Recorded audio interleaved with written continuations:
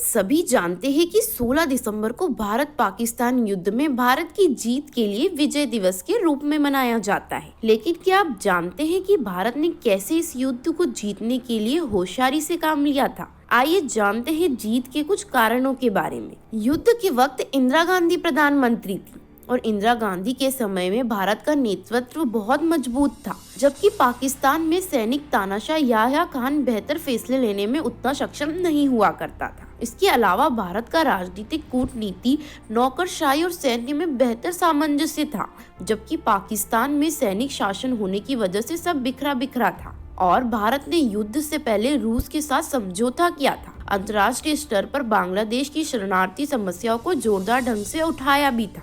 पाकिस्तान में निर्णय लेने की क्षमता केवल उच्च स्तर पर केंद्रित थी। इस वजह से कोई फैसला नीचे तक आने में काफी वक्त लगता था। इस वजह से पाकिस्तान जल्दी से कोई रणनीति नहीं बना पाया और भारत के थल सेनाध्यक्ष मनोज एक्स ने फैसला लेना अधिकार दोनों कोर कमांडर को दिया था। इसलिए भारतीय सेना तेजी से निर्णय लेकर पाकिस्तान पर हमला कर सकी। पश्चिम पाकिस्तान ने पूर्वी पाकिस्तान में क्रैकडाउन शुरू कर दिया था। इस वजह से पूर्वी पाकिस्तान की सेना बलात्कार, हत्या और लोगों को प्रताड़ित करने लगी। इससे सेना का अनुशासन भंग हो गया। ऐसे में जब उनका सामना भारत की अनुशासित सेना से हुआ तो उन्हें हारकर देश की सेना के सामने आत्मसमर्पण करना पड़ा। पाकिस्तान की मदद के लिए अमेरिका ने 7th फ्लीट बेड़े को हिंद महासागर की डियोगो गार्सियो तक भेज दिया था। लेकिन भारत ने रूस से जो समझौता किया था उसकी वजह से भारत की सहायता के लिए रूस ने अपनी परमाणु पनडुब्बी भेज दी, जिससे भारत और भी मजबूत हो गया था। भारत ने पूर्वी पाकिस्तान में तेजी से वार कर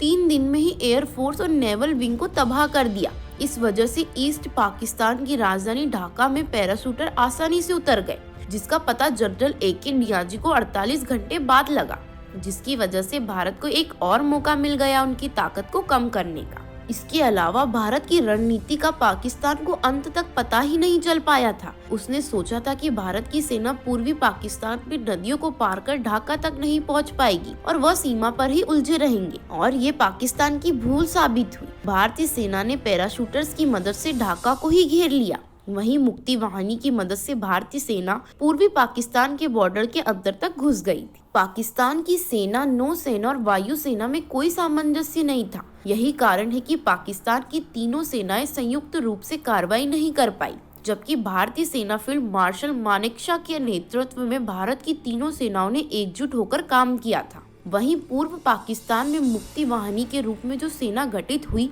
वह पाकिस्तान की सेना से लड़ी और भारतीय सेना को रास्ता बताया। यही कारण है कि पूर्वी पाकिस्तान के नदियों के जाल को पार करके भारतीय सेना ढाका तक पहुंच सकी और अंत में भारत की रणनीति काम आई और उसने पाकिस्तान को एक बार फिर हरा दिया।